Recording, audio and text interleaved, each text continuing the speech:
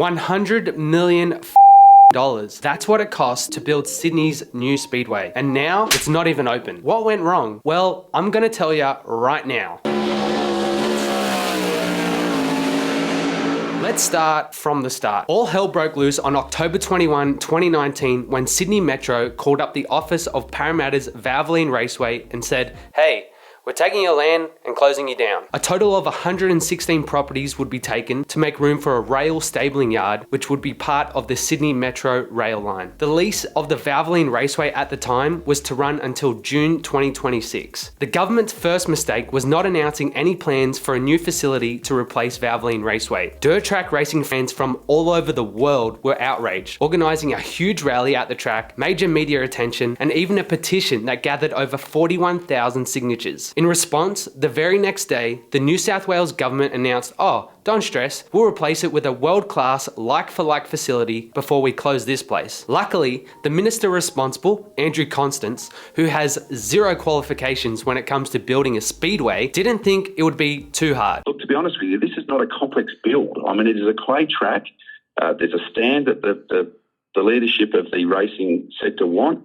And even the pits, I mean, it's just asphalt being laid on the ground in an open space so they can do the work to their cars. So this is not a complex build. I cannot stress enough how stupid that comment was. That was their next mistake. The entire speedway community was not only concerned of the likelihood that this new speedway would even be built, but if it was, whether it would be any good. This wasn't just going to be a new dirt oval for cars to run around on. This needed to become the proud home of Australian speedway. But as Andrew Constance said, he's got it covered and even knows where it can be built. And it would make sense if we can put, at Eastern Creek, the new speedway. This is the location he was talking of. Just half an hour west of the Sydney CBD, there is an entire motorsports complex which hosts a car circuit, drag strip, karting track, and even an indoor motorbike dome. And he wanted to cram the track in right here. It's really easy to look back and say, we knew it was a mistake. But literally from the very beginning, the Valvoline Raceway leaseholders at the time urged the government to acknowledge that their proposed site would not be suitable for many reasons. Ever since the announcement of the closure of Valvoline Raceway, the government had been in communication with both the track's leaseholders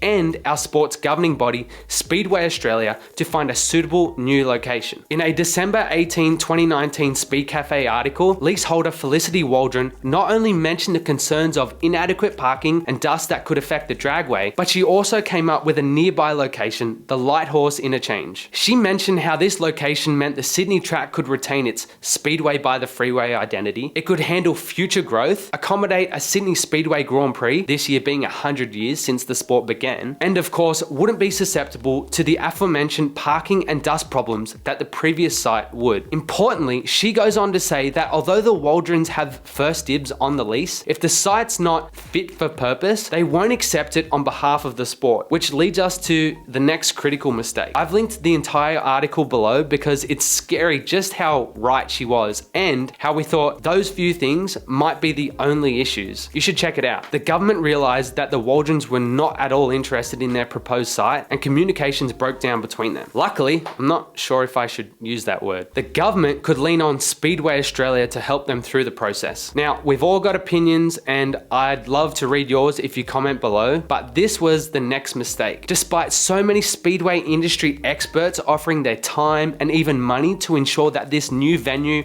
was built right, they were turned away. The government was committed to spending tens of millions of dollars to build this new speedway. Wouldn't you want to consult the people who know how to build it? So who should have been consulted? I can name a couple. Firstly, this guy, Enzo. I'm not even going to attempt how to say his surname correctly. He and the Peritas Group are the people responsible for building not only the incredibly beautiful Perth Motorplex, but also the Sydney Dragway and so many other beautiful commercial projects both in Australia and abroad. And secondly, I can't believe Pete Styles was overlooked. Pete, a lightning sprint driver, but more importantly in this case, a civil engineer with over 15 years of experience working on major projects, works for Transport New South Wales. He works for the government. He even applied for the project manager role, the job given to Ashley Yelds, and received no interview, no callback, no response. Pete even offered his assistance to Ashley, and still nothing. I did an interview with Pete prior to Eastern Creek Speedway's opening weekend back in March 2020 2022. The link for that video is in the description below. But not just them, but Speedway promoters, operators, teams, drivers,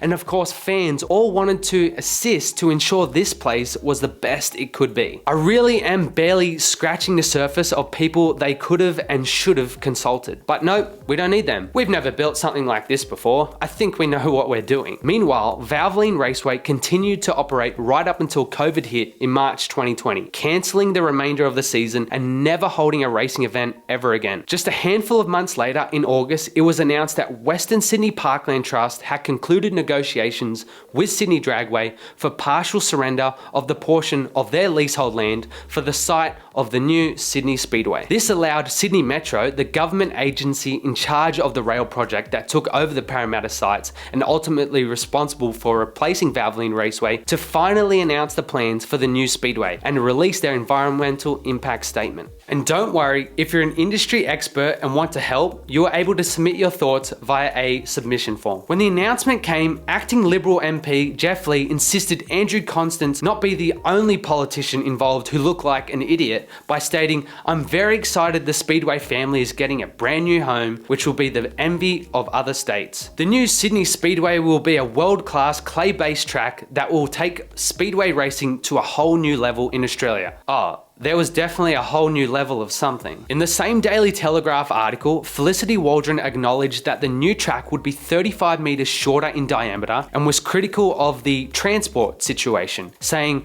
"I think the biggest issue is going to be transport in and out on race day, when it's going to create a huge bottleneck and turn a lot of patrons away. It will fail. It's a waste of taxpayers' money. It's a white elephant." I remember her saying that, and see what I mean by the speedway industry seeing what's coming before it came? Also, these couple of paragraphs are critical to this story. Mrs. Waldron criticised the government for consulting with its licensing body, Speedway Australia, instead of Valvoline Raceway directly, which she said preferred to move to the nearby Light Horse interchange, which the government deemed unsuitable, only because they want to rezone it to industrial and build factories. However, Speedway Australia General Manager Tim Saville said the consultation period was a chance for the public to express feedback to the government via a submission form. Once all of this info was released, the public then had more to say, including myself. In fact, I started Sprinkler Hub that very weekend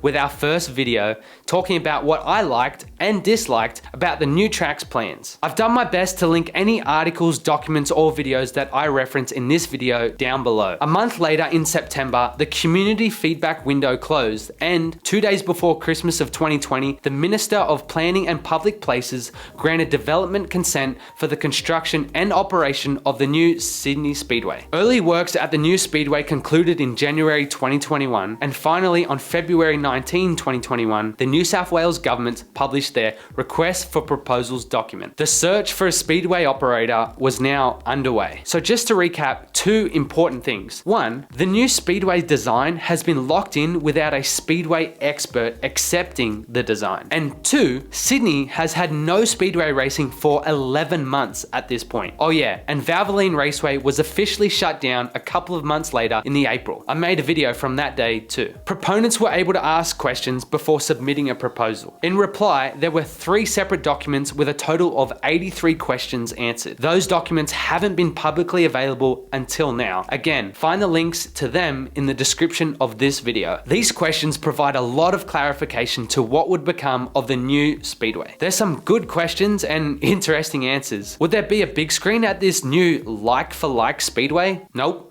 They'd end up having to supply their own. Will there be any catering or medical equipment? No. Will there be a bike track? Oh shit, yeah. And it might be ready early. Is there a curfew for the new track? 10 p.m. I liked this one. What is the surface of the first 3 meters outside of the track? Grass. That's just been somewhat fixed now they've concreted part of it. Is there a flag stand? Nope. The promoters had to end up cutting a hole in the fence. A $100 million speedway. What color is the fence? Galvanized. Everyone knows the fence needs to be black. Here's one that all the teams will or won't enjoy. Do the competitor pit bays have power? No. This brand new world-class facility requires the majority of the pits to use generators. What facilities are provided for the pit garages? Shared power and water and no air. Is there solar power? Yeah. above the pit garages ready to be covered in clay as the cars come through the corner. Oh, and they aren't connected to batteries either. Honestly, I could go on, but all of the questions, answers, and supporting documents are all in the description of this video. The tendering process concluded on the 31st of March with an announcement of the successful proposal expected sometime in June. June came around and the big reveal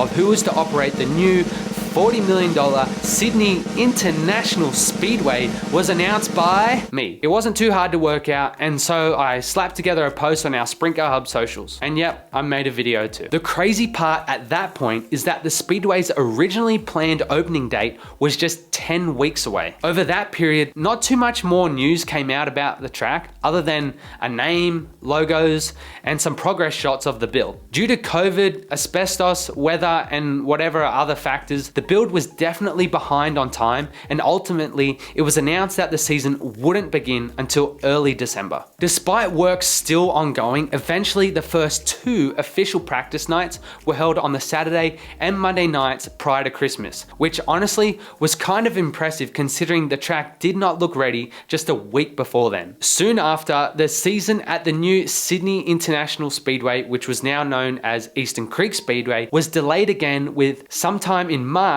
to hold the first show. Luckily, the show did go on this time with the track hosting their first race night on March 12th to a sold out crowd. How did the first night go? Well, watch this video because again, I made a video from it. About 6 weeks later, we were back there for the 2-night New South Wales title. If I can just pause for a moment and say it was truly nice to feel like we had speedway racing back in Sydney. Although it wasn't long until the real fundamental issues became public knowledge, most notably the drainage. A major event on a beautiful blue sky 27-degree day saw cars attempting to pack the track only for it to somehow become wetter, creating a quagmire and ultimately leading to the event's cancellation. I had a really informative chat with co-promoter John Kelly about it in this video here, where at the time it was thought that there were blockages somewhere between the drain pipes and the 1.6 million litre tank on the infield. It turns out that although that tank is 3 meters tall, it fills only to 920 millimeters from the bottom, as the remainder then flows out to the street. The tank on the outside of the track has an almost identical setup,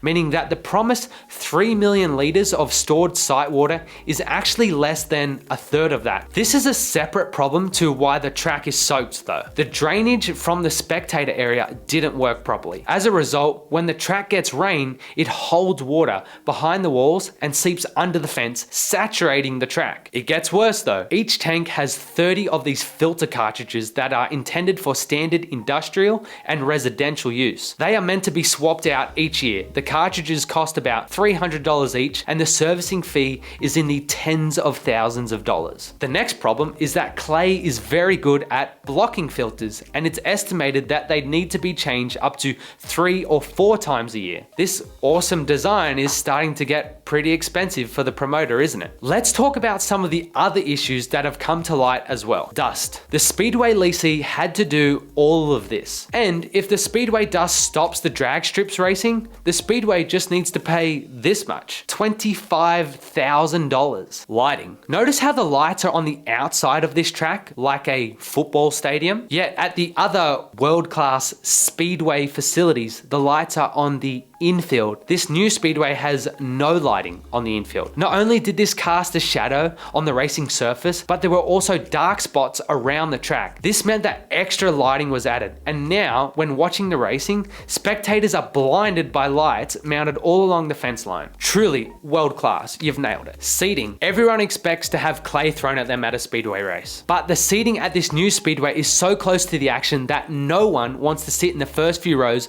of what is already a narrow grandstand because they all get hit with clay. And the only walkway, which again is quite narrow, is behind the crowd. Let's also not forget that there is no toilet block on the back straight. If only we had some sort of venue that we could have base this place off of? How about getting into the venue? Every single person who enters the venue comes in through one road, including the competitors' big rigs, and they have to pass through the general public parking. So competitors were forced to arrive early, and the crowd urged not to turn up until all of the transporters were in the pits. Truly world class. That brings us on to parking. The Speedway car park holds about 600 spots. So if the place were to sell out with about 7,000 people, which it did on opening night, for everyone to fit within the allocated parking, all that means is that every vehicle would need to be a 12-seater. That is, of course, if the dragway parking area isn't used, which isn't too far of a walk for the entire family. There were so many other issues, like even the commentary box is at the end of the corporate suites and the commentator can't even see all of the racetrack from there. Just this past week, the current Minister for Planning and Public Spaces, Paul Scully, has come out and said, the former government stuffed up Sydney's new speedway.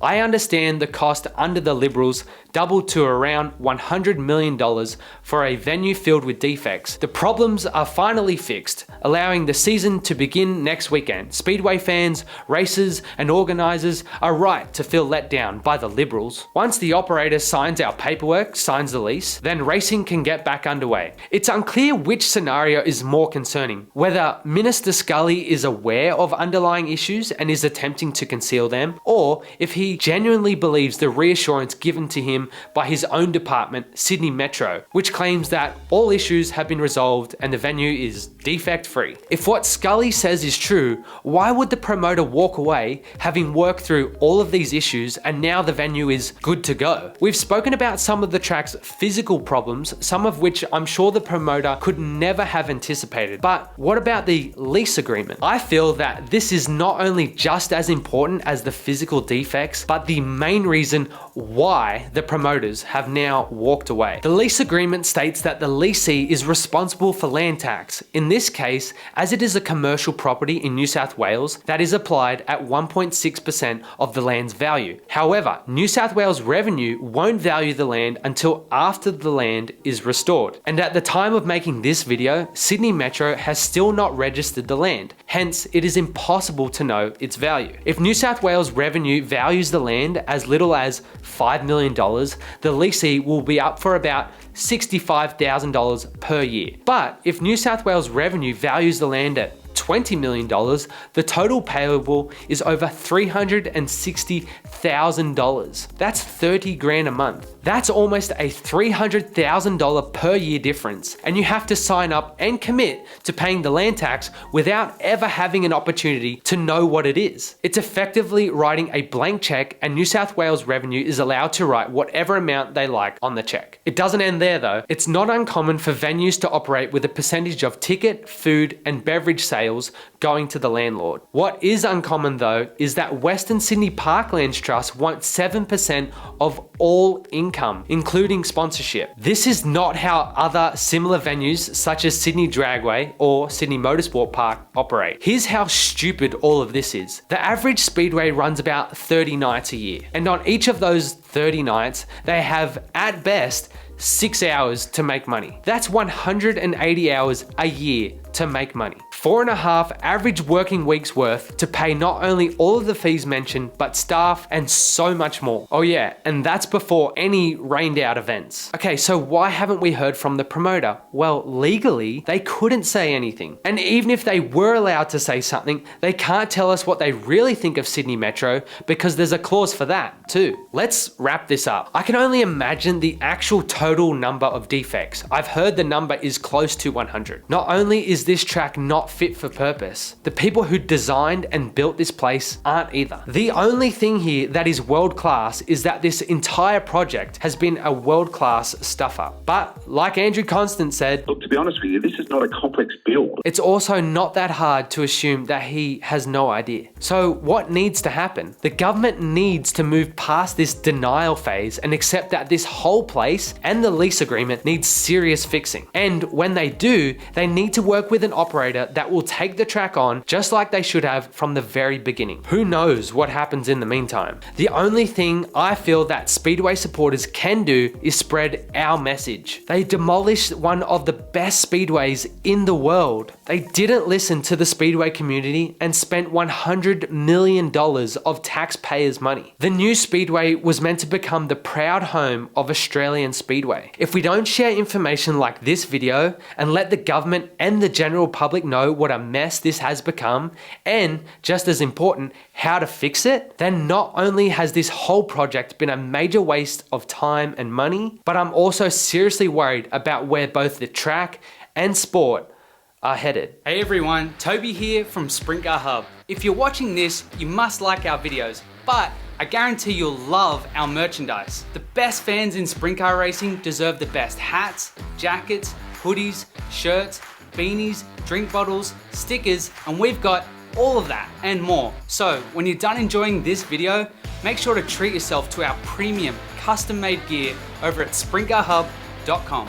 And while you're here, make sure to subscribe to the Sprint Car Hub YouTube channel.